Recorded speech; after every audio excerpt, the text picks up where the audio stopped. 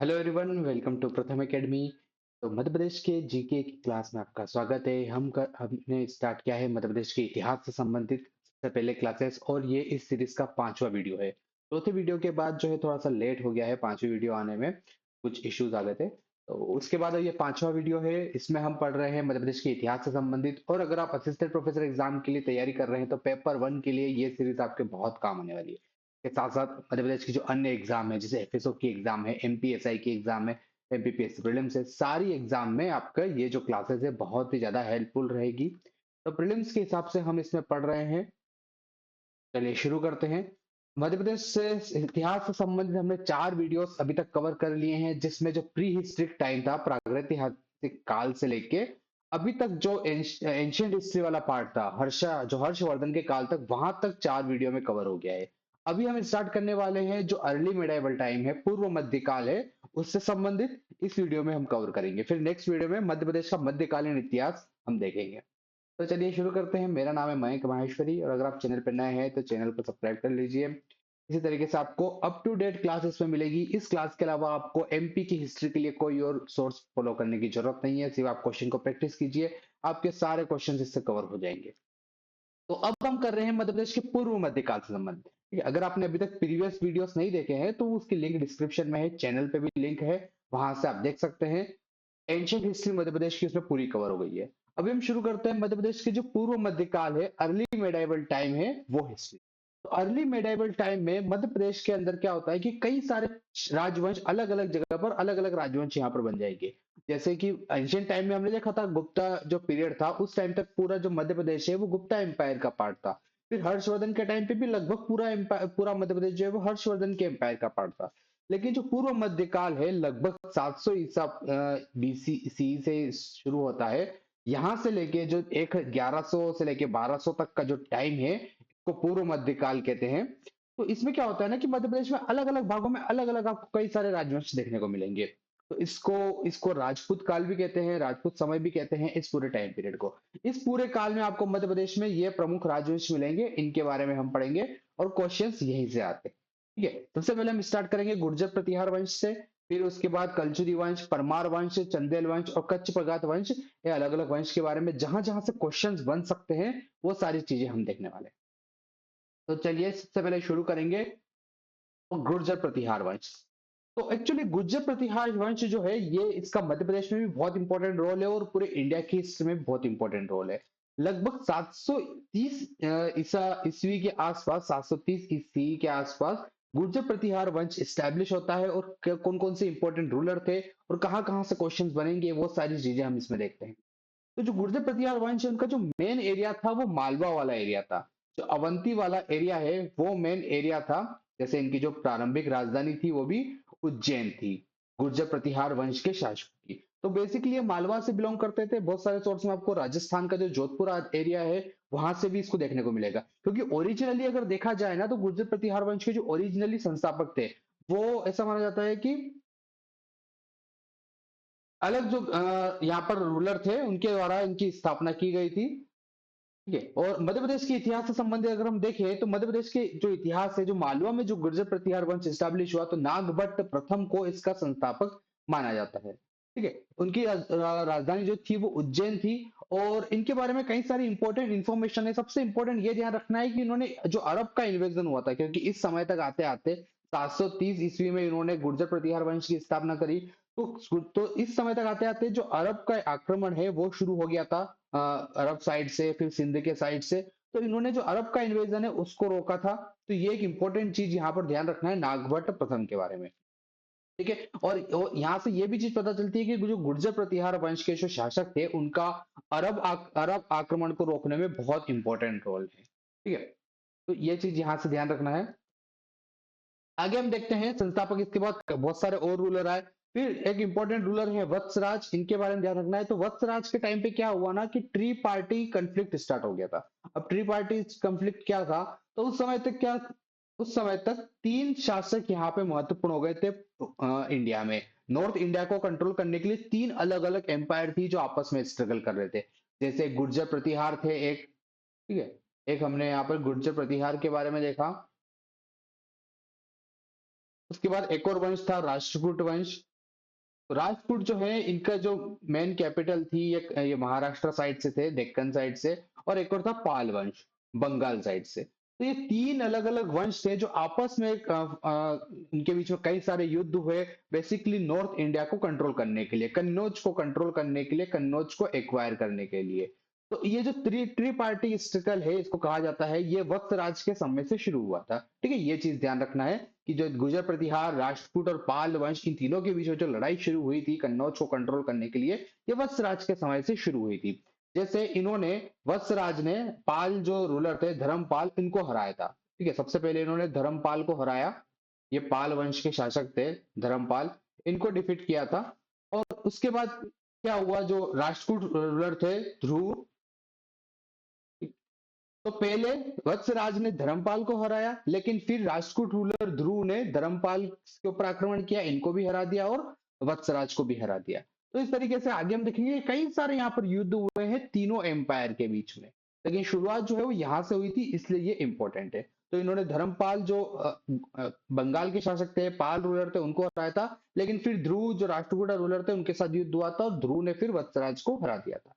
बड़ौदा अभिलेख से हमें इस चीज के बारे में जानकारी मिलती है। तो जो बड़ौदा अभिलेख है वो वत्सराज का है, और उससे हमें ये जानकारी मिलती है कि वत्सराज ने पाल शासक धर्मपाल को हराया था। ये चीज यहाँ पे इंपॉर्टेंट है।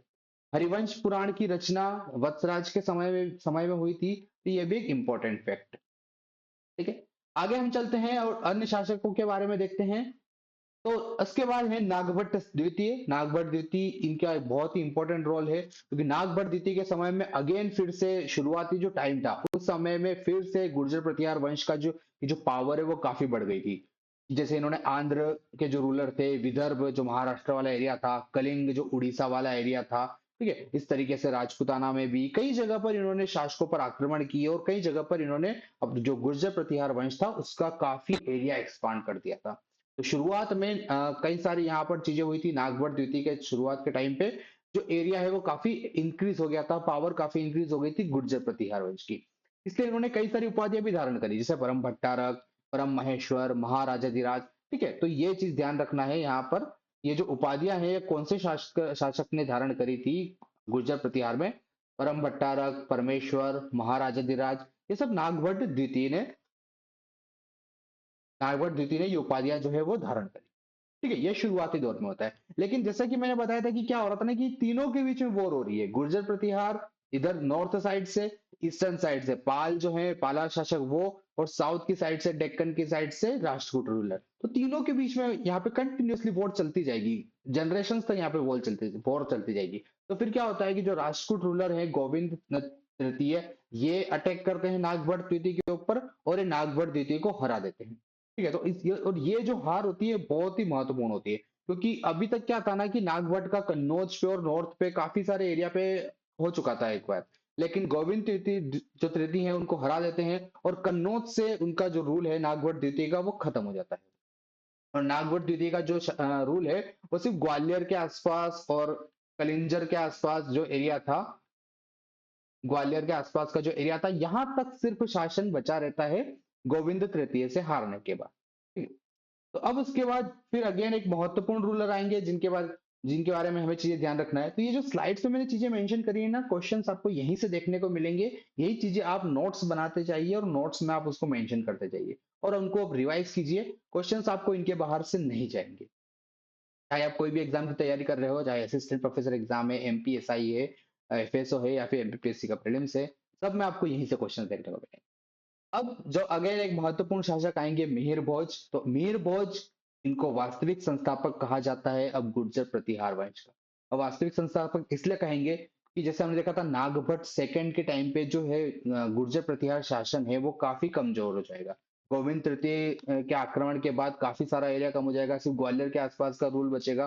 तो इसलिए क्या होता है कि जो मिहिर भोज जब शासन बनते हैं तो अगेन गुर्जर प्रतिहार जो वंश की पावर है वो फिर से काफी एक्सपांड हो जाएगी, इसलिए इनको वास्तविक संस्थापक कहा जाता है। अब इनके बारे में क्या क्या चीजें ध्यान रखना है, तो एक सबसे इंपॉर्टेंट चीज ध्यान रखना है कि गुर्जर प्रतिहार जो वीर बोस थे वो वैष्णव धर्म का पालन करते थे। ठीक है, अब ये चीज कैसे पता चलेगी, क्योंकि यहाँ पर तीन अभिलेख दिए हैं और इन तीनों अभिलेख को ध्यान रखना है। जैसे दौलतपुर अभिलेख जो है मिहिर भोज का है, उसमें मिहिर भोज की उपाधि लिखी हुई है प्रभास। तो प्रभास कहा गया है उनको कौन से अभिलेख में कहा था? ये दौलतपुर अभिलेख में कहा था। ठीक है, उसके अलावा ग्वालियर अभिलेख मिला था। तो ग्वालियर का जो चतुर्भुज अभिलेख है वहां से आदिवरा उनकी उपाधि मिलती है।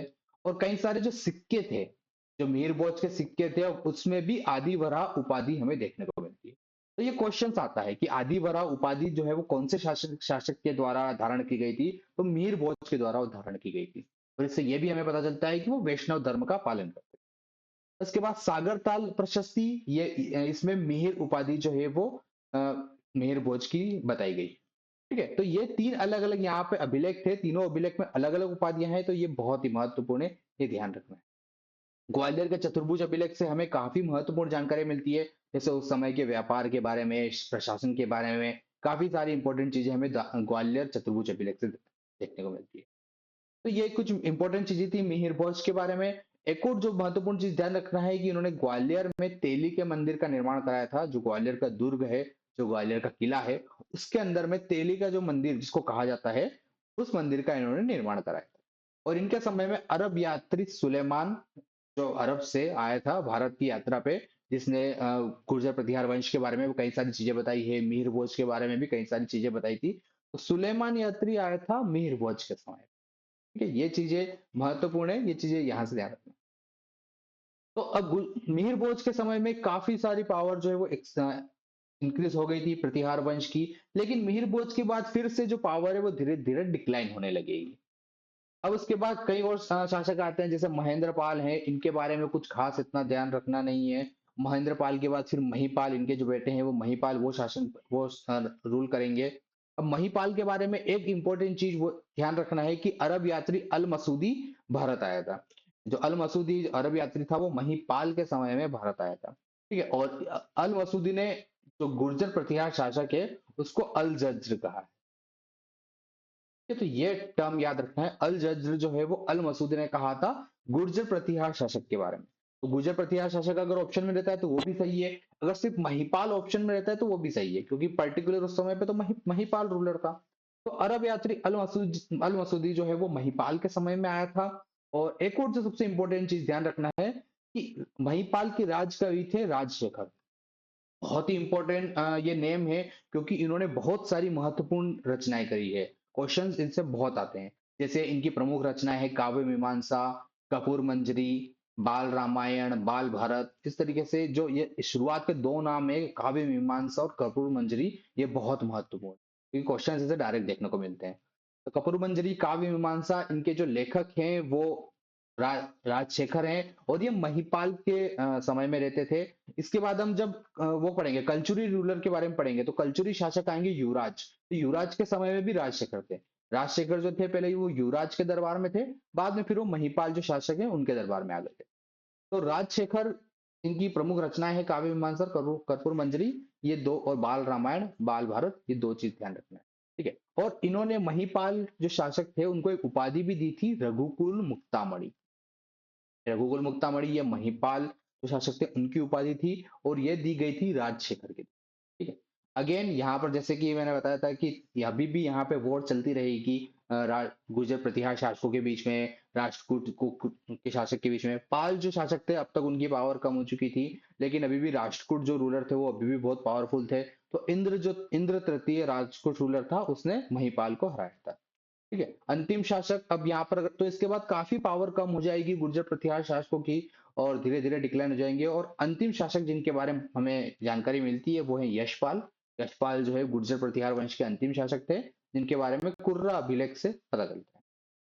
ठीक है, तो ये कुछ महत्वपूर्ण चीजें थी गुर्जर प्रतिहार वंश के बारे में, जहां जहां से क्वेश्चन आ सकते हैं। तो रूलर्स के नेम ध्यान रखना है, और उनके शासन में क्या क्या महत्वपूर्ण चीजें हुई वो ध्यान रखना है। अब एक और जो चीज महत्वपूर्ण है वो कि गुर्जर प्रतिहार वंश के समय में कई सारे महत्वपूर्ण मंदिरों का निर्माण भी हुआ था मध्य प्रदेश में। तो उन मंदिरों के नाम ध्यान रखना है कि कौन सा मंदिर जो है वो गुर्जर प्रतिहार कालीन है। ठीक है, जैसे कि तेली का मंदिर हमने देखा था मिहिर भोज के समय में बना था, ये बना है ग्वालियर में। ठीक है, उसी तरीके से भटूरे का शिव मंदिर, ग्वालियर का चतुर्भुज मंदिर ये फेमस है, नरेसर और बटेसर के मंदिर, और ग्यारसपुर के मंदिर। ठीक है, तो ये सब मंदिर जो है सब गुर्जर प्रतिहार कालीन स्थल है। यहाँ पे मैंने जानकारी ज्यादा इसमें नहीं डाली है क्योंकि सिर्फ नाम इंपॉर्टेंट है, नाम ध्यान रखना है। तो इस तरीके से धीरे धीरे गुर्जर प्रतिहार वंश का डिक्लाइन हो जाएगा। एक समय पे ऑलमोस्ट पूरे मध्य प्रदेश में गुर्जर प्रतिहार वंश का शासन था, लेकिन जो मिहिर भोज है, मिहिर भोज के बाद में गुर्जर प्रतिहार वंश काफी कमजोर हो जाता है। और अब यहाँ पर धीरे धीरे क्या होगा कि जिस एरिया में गुर्जर प्रतिहार वंश का शासन था, वहां पे अब अलग अलग राज्य आ जाएंगे। जो शासक पहले गुर्जर प्रतिहार वंश के सामंत थे, उनके अंडर में रूल करते थे, अब वो इंडिपेंडेंट हो जाएंगे। ठीक है, तो यहाँ से हमें ये सारी चीजें देखने को मिलेगी। तो कौन कौन से यहाँ पे शासक हैं? तो तीन महत्वपूर्ण चीज यहाँ, तीन नाम यहाँ पे हमें ध्यान रखना है। ठीक है, तो पहले क्या था कि गुर्जर प्रतिहार वंश का पूरा रूल था मध्य प्रदेश में, लेकिन जैसे ही गुर्जर प्रतिहार वंश डिक्लाइन होता है, तो मध्य प्रदेश के तीन अलग अलग भागों में तीन वंश बन जाएंगे। एक है कलचुरी वंश, एक है परमार वंश और एक है चंदेल वंश। ठीक है, ये तीनों वंश बहुत ही महत्वपूर्ण है, और ये तीनों जो वंश है ना, ये पहले गुर्जर प्रतिहार वंश के अंडर में थे, उनके ही सामंत थे।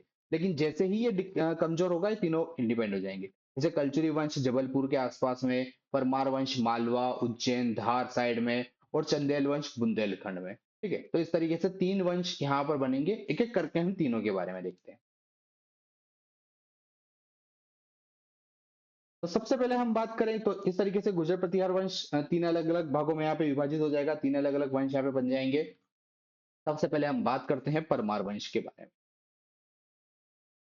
ठीक है, तो परमार वंश, अब कौन कौन सी चीजें महत्वपूर्ण यहाँ पर ध्यान रखना है, वो सिर्फ एग्जाम ओरिएंटेड चीजें मैंने यहाँ पर इंक्लूड करी है जहां से क्वेश्चंस आते हैं।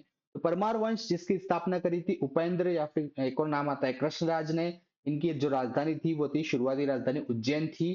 ठीक है, तो ये ध्यान रखना है, परमार वंश की शुरुआती राजधानी उज्जैन थी, और इसके संस्थापक का नाम उपेंद्र और कृष्णराज, दोनों नाम यहाँ पे मिलते हैं। तो अभी जो परमार वंश के जो शासक थे, ये प्रतिहारों के ही सामंत थे। गुर्जर प्रतिहार वंश के अंडर में ही अभी सामंत हैं, उन्हीं के अंडर में रूल कर रहे हैं। ठीक है, अभी इंडिपेंडेंट नहीं हुए। उसके बाद और भी बहुत सारे शासक आएंगे, पर उनका उतना कुछ खास एग्जाम ओरिएंटेड हमें चीज नहीं मिलेगी।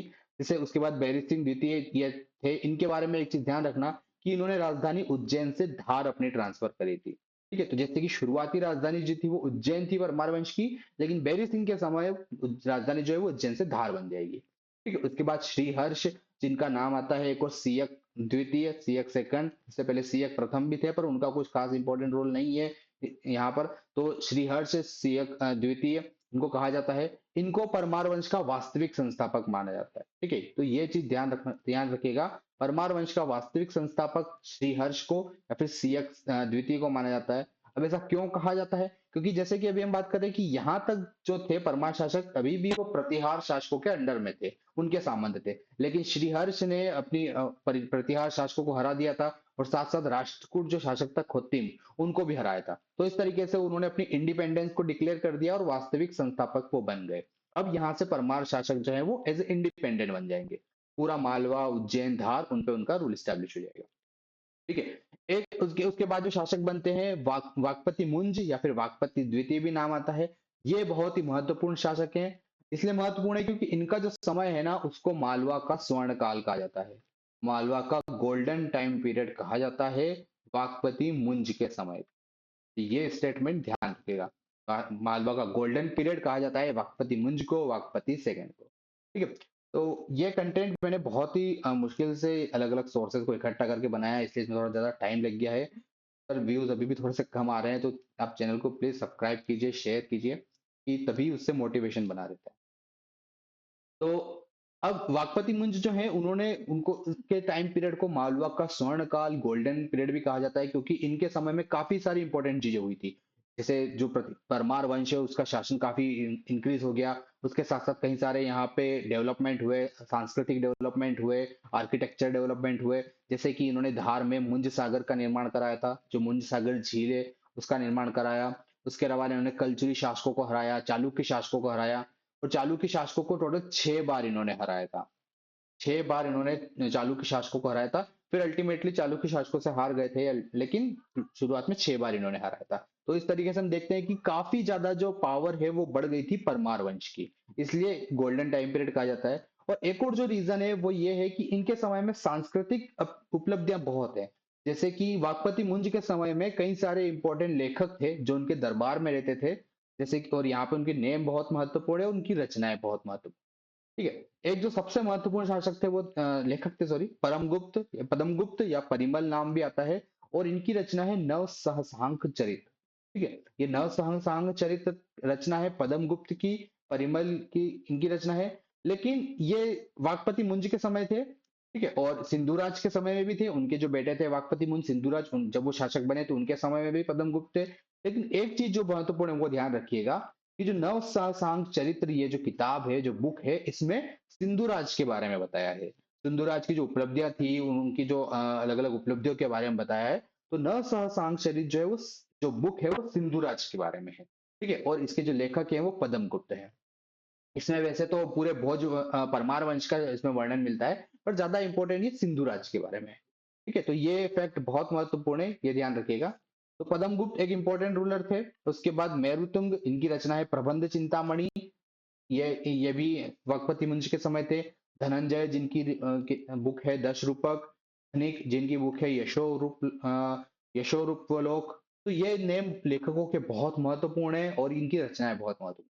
ठीक है, तो ये आप नोट्स में जरूर मेंशन कीजिए और इनको आप रिवाइज कीजिए, तो क्वेश्चंस आपको यहीं से देखने को मिले। तो ये जो लेखक थे महत्वपूर्ण, ये वाकपति मुंज के समय में थे। और इसलिए ये जो पूरा टाइम पीरियड है वाकपति मुंज का, उसको मालवा का स्वर्ण काल कहा जाता है। उसके बाद सिंधुराज ये शासक बने, जैसे इनके बारे में हमने देखा कि नव सांग चरित जो किताब है उसमें सिंधुराज का वर्णन हमें मिलता है। अब जो सबसे महत्वपूर्ण शासक थे परमार वंश के, जिनके बारे में सबसे ज्यादा क्वेश्चंस आते हैं, वो है राजा भोज। ठीक है, या भोज परमार, जिनका रूल है वो 1000 ईस्वी से लेके 1055 ईस्वी के आसपास का उनका टाइम है। तो ये जो पूरा टाइम है राजा भोज का, क्वेश्चंस यहाँ से आपको बहुत देखने को मिलेंगे। और इन तीनों जो ब्लॉक्स बनाए हैं मैंने, यहीं से आपके क्वेश्चंस कवर हो जाएंगे, क्योंकि इनके समय में काफी सारे डेवलपमेंट हुए। जैसे राजनीतिक उपलब्धियां इनकी कई सारी थी, इनकी सांस्कृतिक उपलब्धियां हैं, इनकी साहित्यिक उपलब्धियां भी बहुत महत्वपूर्ण है। तो ये यहाँ पे क्वेश्चंस आपको देखने को मिलेंगे। तो सबसे पहले हम बात करते हैं इनकी राजनीतिक उपलब्धियों के बारे में, कि इन्होंने कौन कौन से शासकों को हराया और कैसे परमार वंश और ज्यादा पावरफुल इस टाइम पे बन चुका था। तो राजा भोज ने कलचुरी शासक शासक जो थे गांगेय देव, उनको हराया था। ठीक है, उसके बाद तेलंगाना के शासक थे तेलप, इनको भी हराया। और उड़ीसा के शासक इंद्रनाथ, गुजरात के शासक राजा भीम। तो ये नेम ध्यान रखिएगा, इन शासकों को, ऐसे कई सारे शासकों को इन्होंने हराया, ये महत्वपूर्ण है यहाँ पर जो नेम मेंशन किए हैं। तो इस तरीके से जो परमार वंश है, देख सकते हैं कि यहाँ पे गुजरात से लेके उड़ीसा तक, ठीक है, वहां तक पूरा जो है रूल वो एक्सटेंड हो चुका था राजा भोज के समय में। तो ये राजनीतिक उपलब्धियां उनकी बहुत महत्वपूर्ण है। उसके बाद सांस्कृतिक उपलब्धियों की बात करें तो राजा भोज के समय में उन्होंने कई सारे टेम्पल्स बनवाए थे, कई सारे उन्होंने और जैसे नए नए टाउन बनवाए, कई सारे उन्होंने डेवलपमेंट किए। तो वो चीजें ध्यान रखना है, तो उनके बारे में हम बात कर लेते हैं। ठीक है, तो राजा भोज के समय में कई सारे इन्होंने डेवलपमेंट किए, जैसे भोजपुर ग्राम इन्होंने बसाया था। भोज, और ये भोजपुर ग्राम, भोजपुर मंदिर जो कि रायसेन जिले में है। तो जिले का नाम ध्यान रखना है, रायसेन जिले में है भोजपुर मंदिर। ठीक है, जो शिव मंदिर है। और ये जो शिवलिंग है भोजपुर शिवलिंग का, वो मध्य प्रदेश का सबसे बड़ा शिवलिंग उसको माना जाता है। इसलिए जो भोजपुर शिवलिंग है उसको मध्य भारत का सोमनाथ भी कहा जाता है ना। मध्य भारत का सोमनाथ कह दो आप, या मध्य प्रदेश का सोमनाथ कह दो। तो मध्य भारत का सोमनाथ कहा जाता है भोजपुर मंदिर को। रायसेन जिले में है जो कि, और ये राजा भोज ने बनवाया था। ठीक है, और भोजपुर ग्राम भी इन्होंने बनाया था। उस तरीके से भोजताल जो हम देखते हैं भोपाल में जो लेक है, वो बनाई। भोजपुर में इन्होंने एक साइक्लोपियन बांध बनाया था। ठीक है, तो ये चीज बहुत महत्वपूर्ण है, ध्यान रखिएगा। मध्य प्रदेश में सबसे पहले जो बांध का निर्माण है वो किया था राजा भोज ने। तो वहीं से हमें उसका उदाहरण देखने को मिलता है सबसे पहला। और जिसको अल्टीमेटली जब हम मध्यकाल अभी पढ़ेंगे मध्य प्रदेश के बारे में, तो उसमें राजा आएगा होशंग शाह। तो होशंग शाह ने फिर साइक्लोपियन बांध को डिस्ट्रॉय कर दिया था, नष्ट कर दिया था। तो सबसे पहले जो बांध का उदाहरण मिलता है वो राजा भोज ने बनाया था, साइक्लोपियन बांध। इसके अलावा धार धार जो इनकी कैपिटल थी, उसमें उन्होंने भोजशाला का निर्माण किया, जो कि एक तरीके से एजुकेशन सेंटर था। उसी में सरस्वती मंदिर भी था, तो उसका उनका निर्माण किया। एक जो इम्पोर्टेंट है वो त्रिभुवन मंदिर, यह चित्तौड़गढ़ में। ठीक है, राजस्थान चित्तौड़गढ़ में मंदिर है त्रिभुवन मंदिर, इसका निर्माण भी राजा भोज ने किया था। धार का किला, ये भी राजा भोज ने किया था। तो इस तरीके से कई सारे यहाँ पर डेवलपमेंट हम देख रहे हैं, तो इसलिए ये चीज महत्वपूर्ण है। और क्वेश्चंस आपको यहाँ से डायरेक्ट देखने को मिलेंगे, तो ये चीज आप ध्यान रखिए, ये राजा भोज ने सारे निर्माण कराए थे। अब जो धार का किला था ना, कई बार क्वेश्चन ऐसा भी देखने को मिलता है, इनफैक्ट आपको ये भी देखने को मिलेगा कि मोहम्मद बिन तुगलक ने धार के किले का निर्माण कराया। ठीक है, लेकिन स्टार्ट में जो शुरुआती जो किला था ना वो राजा भोज ने बनवाया था। उसको लीलोद्यान गिरी कहते थे उस समय पे। फिर मोहम्मद बिन तुगलक ने उसको और ज्यादा विस्तार किया, और ज्यादा उसको डेवलप किया। तो अभी जो प्रेजेंट है फिर वो बिन तुगलक ने बनवाया था, उसका अभी का जो स्ट्रक्चर है। लेकिन शुरुआत जो थी वो राजा भोज ने उसको बनवाया था, उसको लीलोद्यान गिरी कहते थे। ठीक है, तो दोनों चीज वहां पर ध्यान रखना। अब साहित्यिक अब साहित्यिक जो उपलब्धि है वो बहुत महत्वपूर्ण है राजा भोज की, क्योंकि राजा भोज के समय में बहुत ही महत्वपूर्ण कवि रहते थे उनके दरबार में। और स्वयं राजा भोज भी बहुत ही अच्छे कवि थे। उन्होंने कुछ 23 या 24 लगभग उन्होंने रचनाएं अलग अलग लिखी है। तो ये उनकी जो रचनाएं हैं वो उनके नाम बहुत महत्वपूर्ण है। वैसे तो उनकी बहुत सारी किताबें हैं, पर जो कुछ महत्वपूर्ण नेम यहाँ पे मेंशन किए हैं जहां से क्वेश्चंस आते हैं, जैसे कि सरस्वती कंठाभरण, ये उनकी रचना है। विद्या विनोद, श्रृंगार मंजरी, ठीक है, युक्ति कल्पतरु। युक्ति कल्पतरु जो किताब है उसमें कई सारे उद्योगों के बारे में, कई सारे शिल्प के बारे में, जो समय के जो आर्टिफैक्ट थे, जो उद्योग चलते थे उनके बारे में हमें इससे जानकारी मिलती है। सिद्धांत संग्रह, सम्रांगण सूत्रधार, तो इस तरीके से कई सारी जो किताबें हैं वो राजा भोज के द्वारा लिखी गई थी। ये जो नेम मेंशन किए हैं ये बहुत ही महत्वपूर्ण है। ठीक है, उसके अलावा राजा भोज के दरबार में कई सारे कवि थे, जैसे कि धनपाल, जिनके द्वारा तिलक मंजरी किताब लिखी गई। दामोदर मिश्र के द्वारा हनुमान नाटक किताब लिखी गई। ठीक है, और इन्होंने भास्कर भट्ट को विद्यापति की उपाधि दी थी। ठीक है, तो ये कुछ नए इंपॉर्टेंट चीजें हैं जो ध्यान रखना है। और इस स्लाइड से आपके सारे क्वेश्चन जो भी राजा भोज के बारे में आपके क्वेश्चन देखने को मिलेंगे वो आपके लगभग क्वेश्चन यहाँ से कवर हो जाएंगे। ठीक है, तो ये चीज आप ध्यान रखिए। चलिए, तो इसके बाद फिर धीरे धीरे राजा भोज के बाद जो है परमार वंश की पावर धीरे धीरे कम हो जाएगी। कई सारे और शासक आएंगे पर उनका इतना कुछ खास इंपॉर्टेंट रोल हमें यहाँ पे एग्जाम के हिसाब से नहीं है। लास्ट में एक अंतिम रूलर होते हैं महलक देव। ये परमार वंश के आखिरी शासक थे महलक देव। अलाउद्दीन खिलजी ने इनको हराया था और फिर परमार वंश का शासन पूरी तरीके से खत्म हो गया था। तो महलक देव आखिरी शासक थे। अब हम चलते हैं अगली डायनेस्टी के बारे में, चंदेल डायनेस्टी के बारे में। तो चंदेल डायनेस्टी के बारे में हम यहाँ पे बात करते हैं। ओके, तो चंदेल वंश, अब जैसे कि गुर्जर प्रतिहार वंश जो जब डिक्लाइन हुआ तो अलग अलग भागों में अलग अलग डायनेस्टी बन गई थी। जो बुंदेलखंड एरिया में जिस डायनेस्टी ने रूल किया, खजुराहो में, महोबा में, ये जो उनके सेंटर थे वहां पे जिस डायनेस्टी ने रूल किया उनका नाम था चंदेल डायनेस्टी। तो इनके बारे में जो जो चीज महत्वपूर्ण है वो सारी चीजें हम यहाँ पर देख लेते हैं। सबसे पहले देखते हैं कि चंदेल वंश के संस्थापक कौन थे। तो नन्नू, क्या एक और नाम मिलता है चंद्रवर्मा। 831 ईस्वी में इन्होंने चंदेल वंश की स्थापना करी थी। तो संस्थापक का नेम ध्यान रखिएगा, नन्नू या फिर चंद्रवर्मा, दोनों नेम आते हैं। वैसे एग्जाम में ज्यादातर नन्नू ये नेम आपको देखने को मिलेगा। ठीक है, इनकी उपाधि थी नृप या महीपति, इनकी उपाधि थी। और इनकी जो राजधानी थी वो खजुराहो। जो मेन एरिया है वो खजुराहो और उसके आसपास का एरिया था चंदेल शासकों का। और वैसे तो मूल स्थान माना जाता है मानियागढ़ का छतरपुर में। छतरपुर जिले में जो मानियागढ़ स्थान है वो मूल स्थान माना जाता है चंदेल वंश का। और इनकी जो शुरुआती राजधानी थी वो खजुराहो थी। ठीक है, तो दोनों चीज यहाँ पर ध्यान रखना है। राजधानी खजुराहो थी और मूल स्थान जो है वो मानियागढ़ छतरपुर का माना जाता है। उसके बाद नन्नुक जो थे वो संस्थापक थे। उसके बाद और रूलर्स आए। फिर नेक्स्ट जो रूलर थे वो जय शक्ति, जय शक्ति या फिर जयजक भी इनको कहा जाता था। तो इनका नाम बहुत महत्वपूर्ण है, क्योंकि जय शक्ति के नाम पे ही फिर जो बुंदेलखंड का एरिया है उसको जेजक भुक्ति कहा जाता था।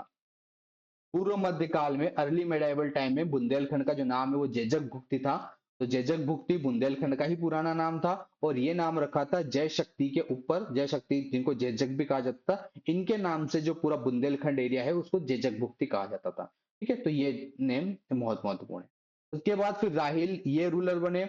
राहिल, इनके बारे में महत्वपूर्ण चीजें है, जैसे इन्होंने सूर्य मंदिर बनाया था। महोबा छतरपुर मार्ग में जो सूर्य मंदिर है। उसके अलावा रसीन नगर नाम से इन्होंने एक नया नगर बसाया। अजयगढ़ का मंदिर इन्होंने बनाया। महोबा में राहिल्य सागर का निर्माण कराया। ठीक है, तो कई सारे इन्होंने डेवलपमेंट किए थे। तो ये नेम ध्यान रखिएगा, ये नेम्स बहुत महत्वपूर्ण है। ठीक है, सूर्य मंदिर का निर्माण, रसीन नगर का निर्माण, अजयगढ़ मंदिर का निर्माण और राहिल्य सागर का निर्माण, ये राहिल जो शासक थे उनके द्वारा किए गए।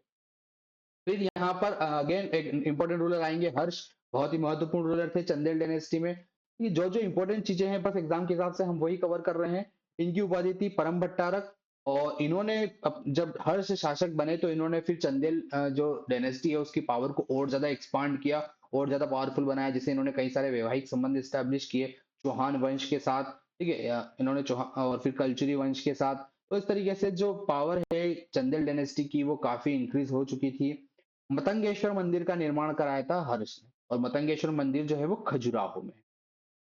और ये क्वेश्चन आ चुका है कि मतंगेश्वर मंदिर कहाँ पर स्थित है। मतंगेश्वर मंदिर खजुराहो में स्थित है और इसका निर्माण हर्ष के द्वारा कराया गया। तो ये नेम ध्यान रखिए।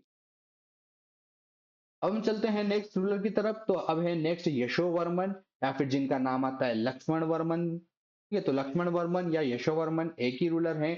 और इनके टाइम पे अगेन फिर चंदेल जो पावर है वो काफी ज्यादा बढ़ गई थी, क्योंकि उन्होंने प्रतिहार शासक जो महिपाल, जो भी हमने नेम देखा था, उनको हराया था। सीएक्स जो द्वितीय परमार शासक थे उनको हराया था। कलचुरी शासक युवराज देव को हराया था, है ना। तो जैसे प्रतिहार शासन जब डिक्लाइन हो रहा था ना, तो अलग अलग जगह जगह पे फिर परमार रूलर, चंदेल रूलर, कलचुरी शासक ये शासन कर रहे थे।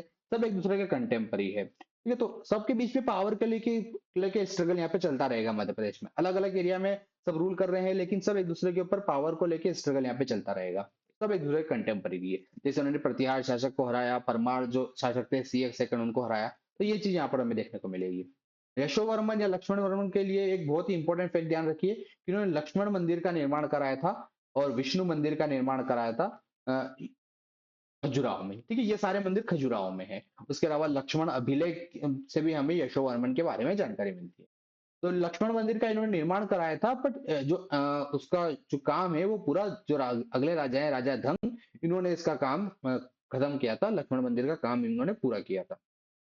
ठीक है। अब धंग जो शासक हैं ये बहुत ही महत्वपूर्ण शासक हैं, क्योंकि इनको वास्तविक संस्थापक माना जाता है। अब जैसे कि हमने अभी भी देखा था परमार शासन में कि वास्तविक संस्थापक कौन थे, जो इंडिपेंडेंस डिक्लेयर करेंगे, जो स्वतंत्र तरीके से शासन करेंगे। तो इससे पहले जो शासन थे ना, वो अभी भी कहीं ना कहीं प्रतिहार शासकों के सामंत थे। लेकिन धंग जो थे उन्होंने पूरी तरीके से अपनी स्वतंत्रता डिक्लेयर कर दी थी, इसलिए वास्तविक संस्थापक माना जाता है ये उनको, चंदेल वंश का। इन्होंने खजुराहो में पार्श्वनाथ मंदिर का निर्माण कराया था, विश्वनाथ मंदिर का निर्माण कराया था। ठीक है। तो चंदेल वंश में मंदिर आपको बहुत देखने को मिलेंगे खजुराहो में। और इसलिए ये नेम बहुत महत्वपूर्ण है कि कौन से शासक के टाइम पे कौन से यहाँ पर बने थे। एक लिस्ट भी मैंने यहाँ पर फिर मेंशन कर दी है, उससे भी आपको और यहाँ पे क्लियर हो जाएगा।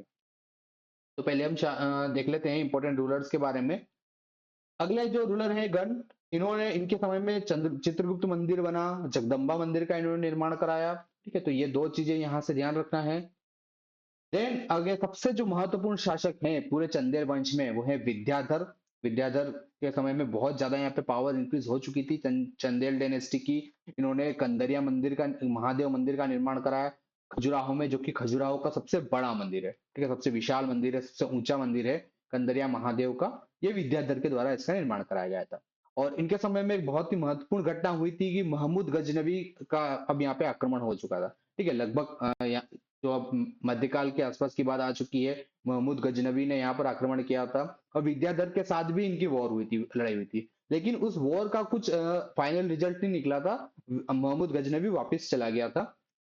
तो एक ये बहुत बड़ी उपलब्धि थी विद्याधर की कि उन्होंने महमूद गजनवी का जो आक्रमण था उसको पूरी तरीके से रेजिस्ट किया था और अपने राज शासन को यहाँ पे बचा लिया था। और इन्होंने महमूद गजनवी के लिए कविता भी लिखी थी जिसको कहते हैं लुगात हिंद कविता। तो लुगात हिंद कविता ये विद्याधर के द्वारा लिखी गई थी, और ये महमूद गजनवी के लिए लिखी गई थी। इन्होंने फिर महमूद गजनवी को ये कविता लिख के भेजी थी। ठीक है, तो ये कुछ इंपॉर्टेंट चीजें यहाँ पर ध्यान रखना है विद्याधर जो राजा थे उनके बारे में। अब उनके बाद जैसे कीर्तिवर्मन ये शासक बने, इन्होंने महोबा में किरत सागर झील का निर्माण कराया। और इनके दरबारी कवि थे कृष्ण मित्र, जिनकी एक महत्वपूर्ण किताब है प्रबोध चंद्रोदय। तो प्रबोध चंद्रोदय का की जो रचना करी थी वो कृष्ण मित्र ने करी थी। और ये कीर्तिवर्मन के अ, दरबारी कवि थे। लेकिन फिर मदन वर्मन ये शासक बने, इनके सिक्के हमें त्योथर से मिलते हैं और विदिशा से इनका अभिलेख भी मिलता है। बाकी कुछ खास चीजें और यहाँ पर एग्जाम के हिसाब से इंपॉर्टेंट नहीं है। आगे फिर देखते हैं परमार्दी देव। परमार्दी देव ये शासक बने थे, और इनके समय में दो चीजें बहुत महत्वपूर्ण हुई थी। एक पृथ्वीराज चौहान का आक्रमण हुआ था चंदेल डायनेस्टी के ऊपर, बुंदेलखंड के ऊपर। उस समय में परमार्दी देव ये शासक थे।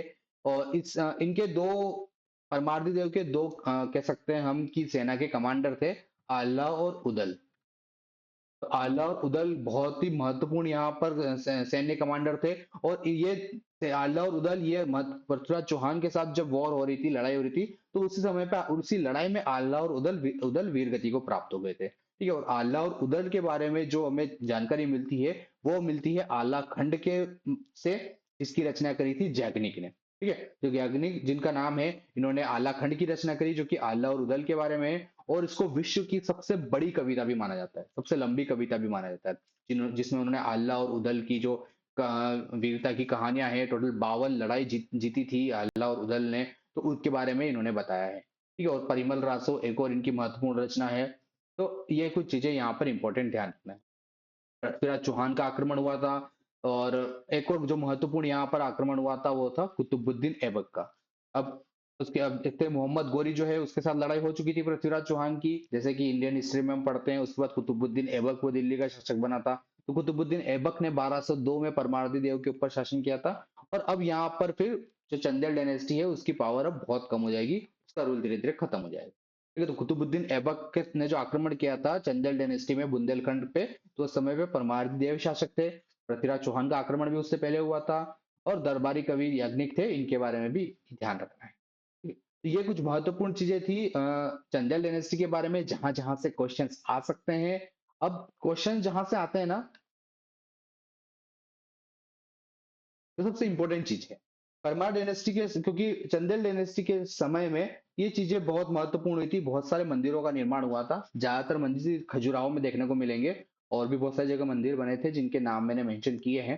तो खजुराहो में कई सारे मंदिर बने थे। ठीक है। और ये जो मंदिर है ना, वो तीन अलग अलग ग्रुप में है। जैसे पश्चिमी समूह है एक, कुछ मंदिर जो है वो वेस्टर्न साइड में है, कुछ मंदिर दक्षिणी समूह में, कुछ मंदिर पूर्वी समूह में। तो तीन अलग अलग ग्रुप में मंदिर डिवाइडेड हैं। उसमें से सबसे ज्यादा मंदिर आपको देखने को मिलेंगे पश्चिमी समूह। ठीक है। सबसे जो बड़े मंदिर है, सबसे महत्वपूर्ण मंदिर जो है वो पश्चिमी समूह में है। उसके अलावा दक्षिणी समूह में मंदिर है, पूर्वी समूह में भी मंदिर है। तो ये जो नेम है सारे, ये बहुत ही महत्वपूर्ण है। ठीक है। ये इसकी जो पूरी पीडीएफ है मैं ग्रुप में भी डाल दूंगा। ये नेम आप ध्यान रखिए कि कौन कौन से मंदिर जो है वो खजुराहो में स्थित है और कहाँ पर स्थित है। जैसे कंदरिया महादेव मंदिर, ये सबसे बड़ा मंदिर है, भगवान शिव को समर्पित है, विद्याधर ने बनाया था। ठीक है। विश्वनाथ मंदिर ये धंगदेव ने बनाया था। मतंगेश्वर मंदिर हर्षवर्मन ने बनवाया था, भगवान शिव को समर्पित है। 64 योगिनी मंदिर। ठीक है। 64 योगिनी मंदिर जो है, इसका नेम अब बहुत जगह पे मिलेगा। 64 योगिनी मंदिर के बारे में कंफ्यूज मत होना, मध्य प्रदेश में तीन जगह पर मिलता है, एक खजुराहो में भी मिलता है, एक मुरैना में भी मिलता है, और एक जबलपुर में भी है। ठीक है। तो 64 योगिनी मंदिर जो खजुराहो का है वो महाकाली को समर्पित है, और सबसे प्राचीन मंदिर है ये खजुराहो का। इसके अलावा लक्ष्मण मंदिर, यहाँ पे बेखुंड जी की मूर्ति है, यशोवर्मन ने बनाया, पंचायतन शैली में मंदिर बना हुआ है। चित्रगुप्त मंदिर सूर्य भगवान को समर्पित है, गणदेव ने बनाया था। जगदम्बा मंदिर भी गणदेव ने बनाया था। उस तरीके से लक्ष्मी मंदिर, पार्वती मंदिर, वराह मंदिर, शिव मंदिर और नंदी मंदिर। तो कई सारे ये जो नाम है ये बहुत महत्वपूर्ण है, और ये पश्चिमी समूह में आते हैं सब। ठीक है। क्वेश्चन यहाँ से आपको बहुत देखने को मिलेंगे। उस तरीके से दक्षिण समूह में दूल्हादेव मंदिर एक प्रमुख है, भगवान शिव को समर्पित है। चतुर्भुज मंदिर है, ये भी शिव भगवान की मूर्ति है, जो कि यशोवर्मन ने बनाया। वैद्यनाथ मंदिर है। ठीक है। दक्षिण ग्रुप में तीन महत्वपूर्ण मंदिर है। पूर्वी समूह जो है ना, उसमें आपको ज्यादातर जैन मंदिर देखने को मिले। तो खजुराहो में हिंदू धर्म के मंदिर भी हैं और जैन मंदिर भी हैं। जैन मंदिर आपको ज्यादातर पूर्वी समूह में देखने को मिलेंगे। जैसे पार्श्वनाथ मंदिर धंगदेव ने बनाया था। आदिनाथ का मंदिर है। ठीक है। तो ये जैन धर्म से संबंधित है। उसके अलावा जावरी मंदिर, ये भगवान विष्णु से संबंधित है। शांतिनाथ मंदिर है, घंटाई मंदिर है, ये भी जैन धर्म से संबंधित है। तो इस तरीके से ये सारे नाम बहुत महत्वपूर्ण है। ये पूरी पीडीएफ आपको ग्रुप से मिल जाएगी, वहां से आप इसको डाउनलोड कर सकते हैं। तो अभी दो तीन डायनेस्टीज हमने कंप्लीट करी है, वीडियो थोड़ा सा बड़ा हो जाएगा, तो अभी इसको यहीं पे कवर करते हैं। इसके आगे की जो डायनेस्टी बची हुई है, कल्चुरी डायनेस्टी और कच्चपगड़ डायनेस्टी, वो हम नेक्स्ट वीडियो में इसको कवर करेंगे। Thank you.